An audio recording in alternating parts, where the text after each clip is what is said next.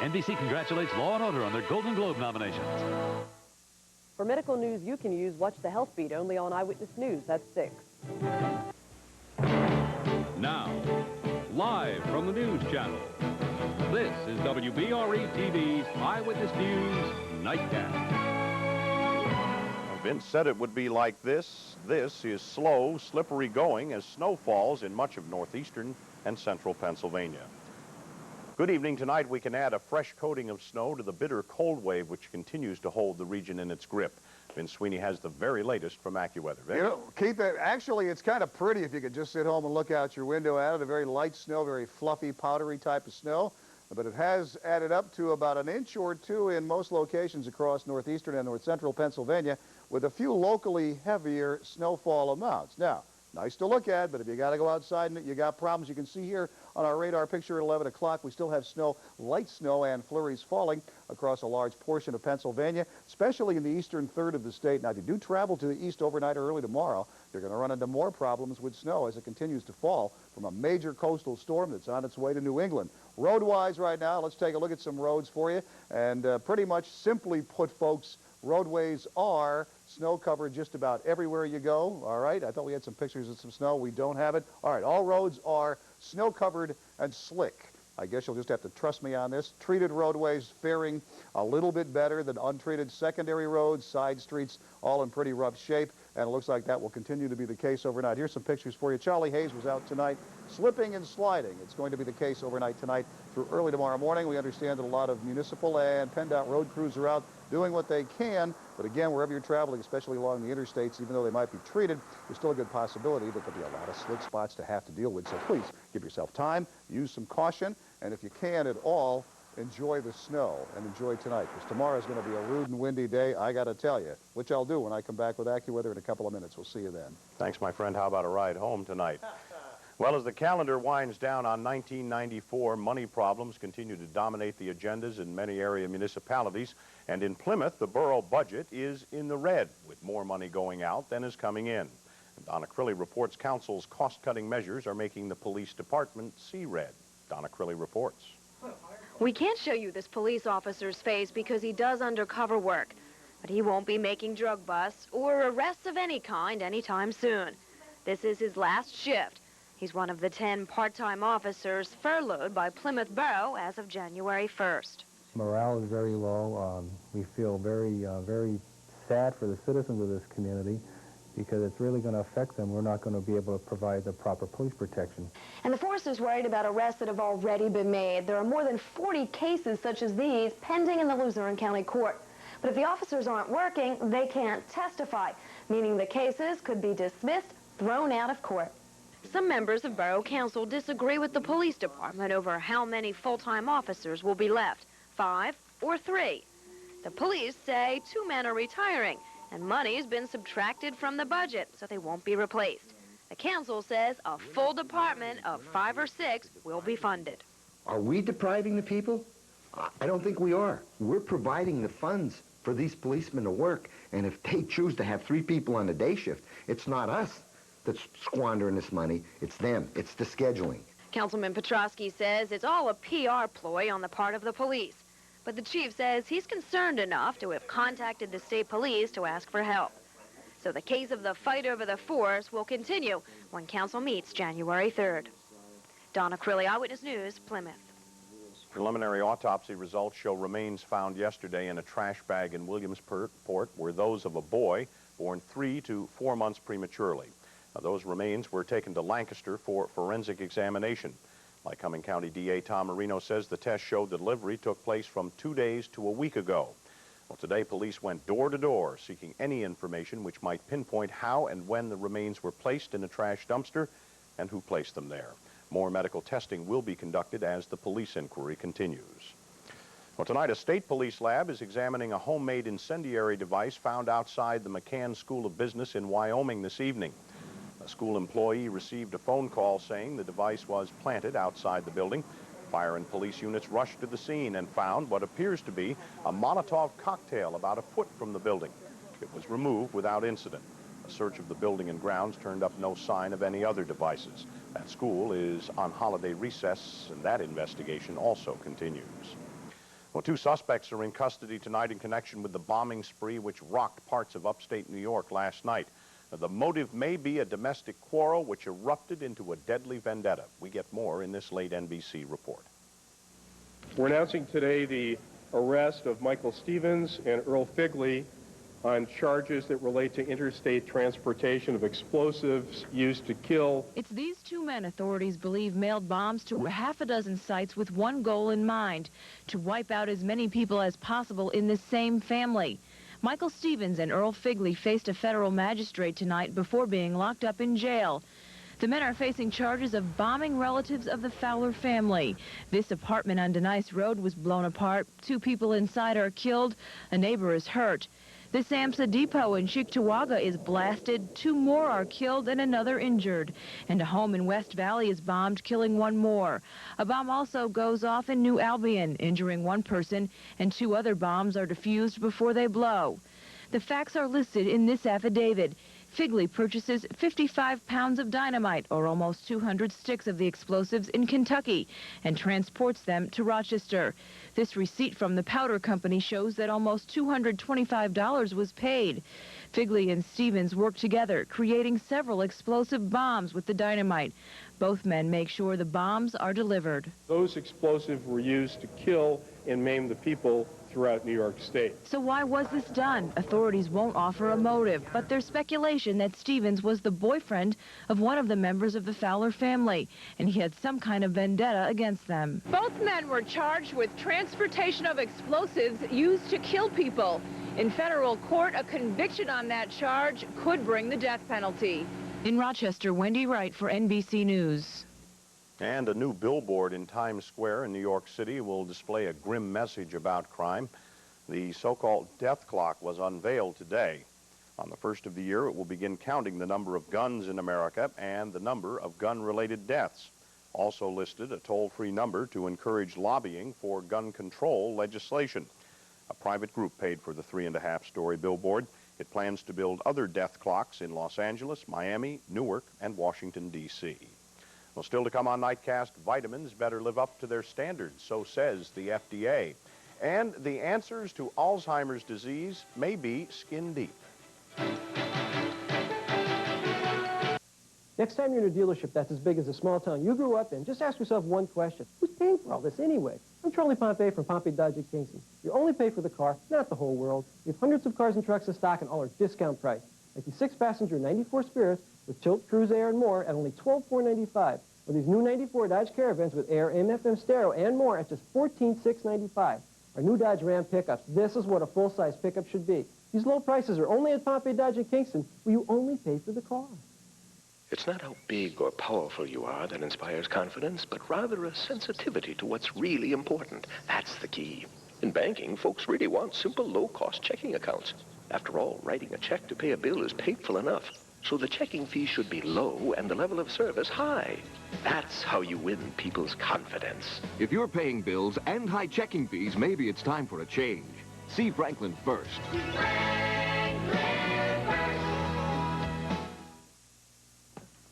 Come on, push yourself. Put your heart into it. Be tough. I'm not going to pay a lot for this muffler. More feeling. I'm not going to pay a lot for this muffler. Now that I'm in the Meineke corner, if anyone says you have to pay a lot to get high-quality muffler service, you know what to tell them. I am not going to pay a lot for this muffler. By George, I think he's got it. Now more than ever, at Meineke, you're not going to pay a lot, but you'll get a lot. I guarantee it. It's your Subaru dealer's Goodbye 93 celebration, where every Subaru model in inventory is up for grabs. Subaru Impreza, driver's side airbag, standard. Impreza, choose from front wheel or all-wheel drive. Subaru Impreza with up to $1,400 in savings. Select models are just $95.99. Impreza LS is available with all of these features. And more. Subaru Legacy L, sedan or wagon. Buy now and save up to $3,000 on select models. Hurry to the Goodbye 93 celebration. Going on now at your Subaru dealer. Governor Bob Casey is back in Harrisburg tonight after a one-day stay at the University of Pittsburgh Medical Center. He entered the hospital this morning for his first checkup since returning to work about 10 days ago. Doctors say they'll be studying a battery of tests to check the balance of the anti-infection and anti-rejection drugs he's taking. The governor says he feels 100% better now that he's back at work. He relinquished his executive authority to Lieutenant Governor Mark Singal for 6 months during his recovery from heart-liver transplant surgery. It appears Scranton Mayor Jim Connors and the United Neighborhood Agency have reached a compromise to allow several $100,000 in federal funds to be used to build a downtown theater complex. The City Council heard terms of the deal today, in which Connors promised to commit future federal money to construction of a new gym for the Progressive Center once underground stabilization work at the center is complete. Agency head Dawn Brennan says she's satisfied with that deal. Council meets again Monday to finalize the shift of funds when the agreement is put in writing. Well, here's a news flash in this era of tax hikes and service cuts. Tonight, we report a tax cut. Yes, Andy Mahalchik has our story from Hazleton. Like other communities in our area, Hazleton is dealing with bitter cold temperatures and gusty, bone-chilling winds. But there's something different here. Some people here are feeling a bit warmer these days, warmed by the thoughts of a coming tax cut. That's right, taxes are going down. Does Hazleton know something that other communities would like to know or should know? Well, I wouldn't say that. Every community has its own problems, its own unique circumstances. We have just tried to look under every rock, so to speak, to find savings and to pass those savings along where it makes sense directly to the taxpayer. How much savings? Well, about $20 a year for the average homeowner. That's a 1.4 millage drop in their property tax. But services like police and fire protection will remain the same. Mayor John Quigley says hard work and some luck paid off. We were able to refinance our outstanding city debt earlier this year, which shaved a little bit off the debt service millage. And we got a favorable ruling from the state on our ability to stretch out our payments to our pension funds. And all of this is favorable to bringing new businesses to the city. I think in this day and age, any government that can hold the line on taxes has to be given credit and has to be viewed as successful. And I think that makes for a very good impression when people are looking at a community. For people already here, it's good news. Nothing seems to be going down anymore. Everything goes higher and higher. Does it help put money in the pockets of people like you or people you know? Oh, yeah, it really does, because you need that a little bit, especially when you have a family. And what will the new year of 1994 bring? Well, Hazleton officials won't yet go out on a limb and predict another tax cut. But by the same token, they won't rule one out either. Andy Mahalchik, Eyewitness News, Hazleton. And tonight, negotiators for Israel and the Palestinians report an understanding, but still no firm agreement on implementation of the Palestinian Autonomy Accord. PLO Chairman Yasser Arafat remained in Cairo to review progress of the most recent 3 days of talks with Egyptian President Hosni Mubarak. Now, Israeli Foreign Minister Shimon Peres noted the progress, but said details such as the size of the Israeli withdrawal zone around Jericho, control of border crossings, and security for Jewish settlements remain unresolved. When asked when a final agreement might be reached, Peres quoted a Palestinian negotiator's estimate of 2 to 3 weeks. Well, meanwhile, in Rome, Israeli and Vatican delegates are preparing to sign an historic agreement tomorrow establishing formal diplomatic links. Now, both sides are pledging to be more tolerant of other religions. The Catholic Church issued a statement condemning violence against Jews. And observers say an important byproduct of the agreement will ease some tensions over control of and access to religious sites in the Holy Land. Now, on the health front, beginning in July, makers of dietary supplements will have to show hard evidence for any health claims their products make. The rules released today by the Federal Food and Drug Administration are designed to make dietary supplements meet the same labeling standards as foods. Now, supplement makers fiercely oppose the new rules, stating the government will use the regulations to require prescriptions. The FDA says that's not so. And in tonight's breakthrough report, Alzheimer's disease, of course, is a devastating illness. The clues to the causes and cures for that disease have eluded scientists for nearly 100 years. But now, thanks to new research, that may be changing. Health Beat reporter Diana Penna has more. At the National Institutes of Health, a key that may unlock some of the mysteries of Alzheimer's disease has been found hidden within the skin cells of Alzheimer's patients.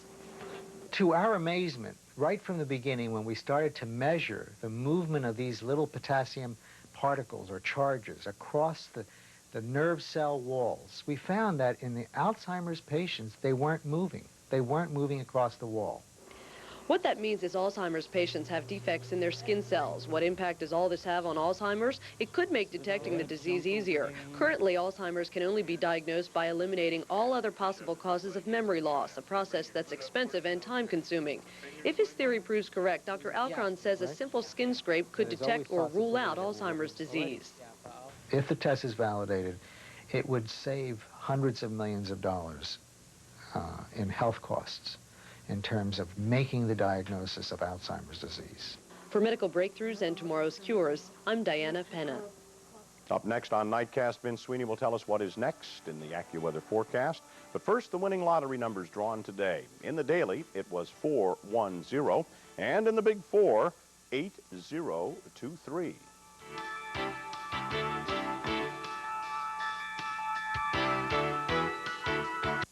What is luxury? Buying some $40,000 sedan? Or being able to sleep at night because you bought a car for a lot less that you really love? Chevrolet has the answer. Right now, they're making your money count on Chevy Lumina. It comes with the features you want, $1,000 cash back, and until January 4th, 90-day deferred payments. I don't know about you, but I'll be sleeping well tonight. Make your money count. See your local Chevy Geo dealer today. Event ends January 4th. It's the most magical time of the year, the holiday season, and your Jeep and Eagle dealers are working some magic of their own with an incredible zero-down holiday sale. Make no down payment and still save up to $1,500 on Jeep Grand Cherokee V8. Get big savings on Eagle Vision and $500 cash back on Eagle Talent. So hurry in and enjoy that magical feeling only the holiday season can bring. The zero-down holiday sale ends December 31st, so see your dealer today. Kurlanchik Furniture's colossal New Year's sale. Save 1/3 store-wide. Hurry to Kurlanchik's and pay no money down, no interest, and no payments till $19.95. Pay nothing for a year and save 1/3 store-wide on Broyhill, Lazy Boy, Serta, King Coil, Bassett, and more. Spend just $4.99 and get 2 free round-trip airfares to Hawaii, Cancun, the Bahamas, or Florida. A colossal New Year's sale with special hours, 11 to 5, Saturday and Sunday at Jacob Kurlanchik Furniture. Don't miss it.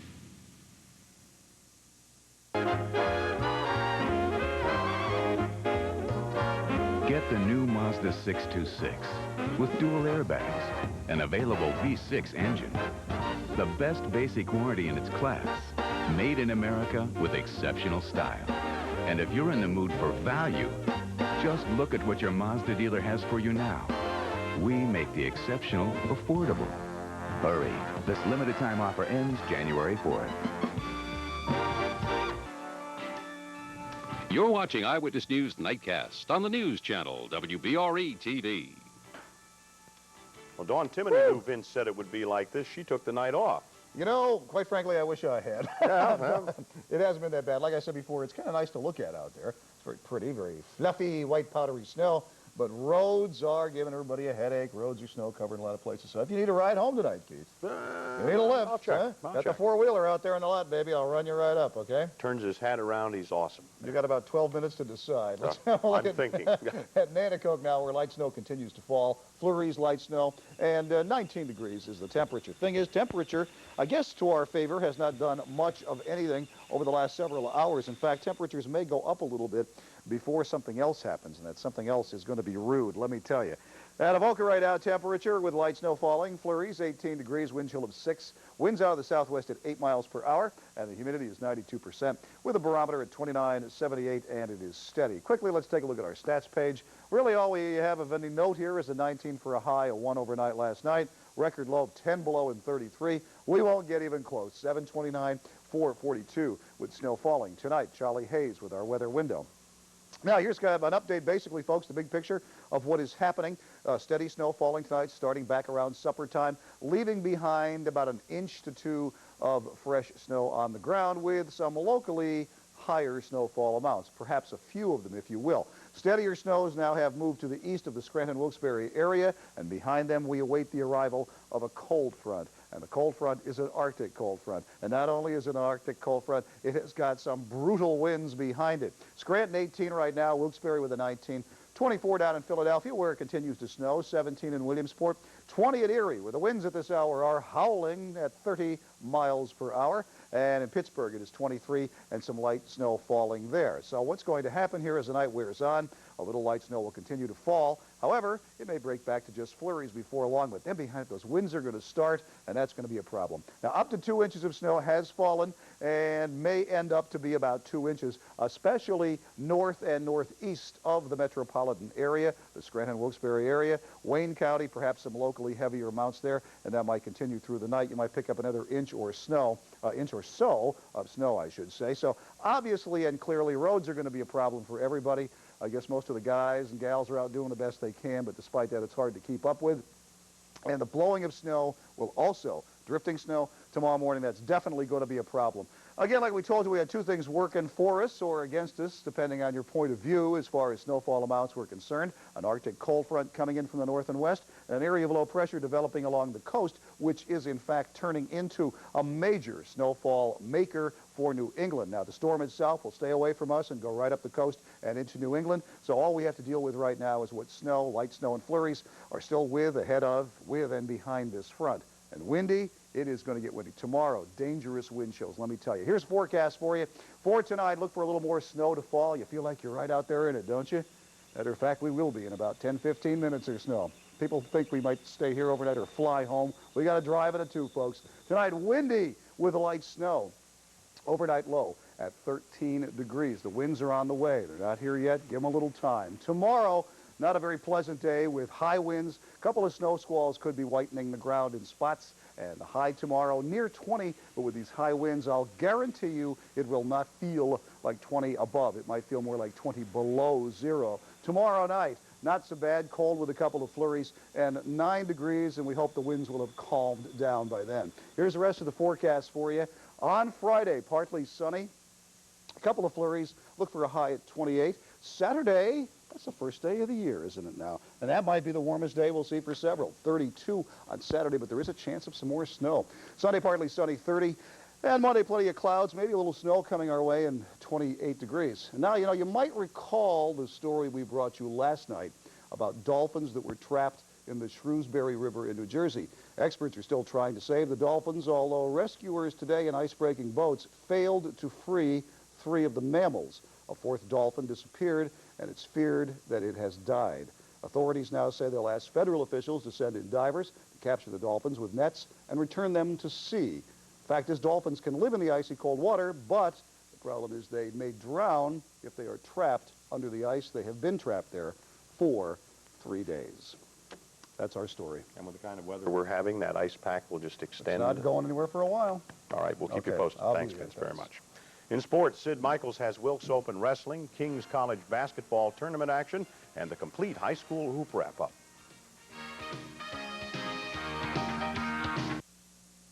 It's the most magical time of the year, the holiday season, and your Jeep and Eagle dealers are working some magic of their own with an incredible zero-down holiday sale. Make no down payment and still save up to $1,500 on Jeep Grand Cherokee V8. Get big savings on Eagle Vision and save over $1,100 on Jeep Cherokee Sport. So hurry in and enjoy that magical feeling only the holiday season can bring. The zero-down holiday sale ends December 31st, so see your dealer. An important bulletin for everyone interested in saving money. Burlington Coat Factory's After Christmas Sale is on now. Tremendous selections of famous name menswear, ladies' sportswear and dresses, kids' clothes, and coats for everyone in the family. Now slashed far below Burlington Coat Factory's everyday low prices. The quality and designer labels Burlington Coat Factory is famous for are now priced even lower. Burlington Coat Factory's After Christmas Sale. Open New Year's Day. My God, my God. Think about the new year and what you would do if you won 10 million. Real, aren't you? Out of the blue. I can't believe it. Miracles can happen for you. Publishers Clearinghouse, the house where dreams come true. In a recent article, Motor Trend magazine listed 200 cars under $14,000. But they missed one. This mid-size 1994 Olds Cutlass Sierra Special Edition featuring anti-lock brakes, automatic, air, AM/FM stereo, and driver's airbag for only $13,995. Motor Trend's not alone. Lots of people don't know you can own a new Oldsmobile for only $13,995. Now you can at your local Olds Friends dealer. Later on The Tonight Show, Jay's hoping he can keep his New Year's resolution. I resolve not to tell any more John Bobbitt jokes, and unless it's the end of the week, and it's a really good one, you know. And some daring new moves from Saturday Night Live's Kevin Nealon, plus country star John Anderson and author Molly Ivins. Coming up later tonight with Jay. Well, as you can hear, my voice is failing, so I'm going to turn it over to the young, able, strong pipes of Mr. Sid Michaels. I don't know, you old guys, we have to. Jim, you heard that out there. We'll get him. We'll get him. A number of high school basketball tournaments wrapped up in the region tonight despite the rough weather. One on the boys' side was at the Wilkes-Barre CYC. The McGrane tournament, Hanover area took third place. The championship was won by Bishop Hoban. Let's look at some of the highlights from that Hoban GAR game. As the Argents opened up a 16-point third period lead, they scored the first 6 points of the second half. Jeff Isaacs for 3, bombs it home. GAR comes back with a couple at the other end. Nice feed, Jeff Zellner to Bob Sipniewski for the buckets. Then the Grenadiers on the move. 2-on-1, Aaron Vianney will lay it up and in, but Hoban opened it back up. Mike Baruch will go outside. He'll put it up to get the good bounce, and that's good for 3 points. Later, Matt Conway, the cross-court pass to Baruch. Watch this nice move underneath the hoop as Hoban wins it. 81-53 over GAR. Now the rest of tonight's high school basketball results.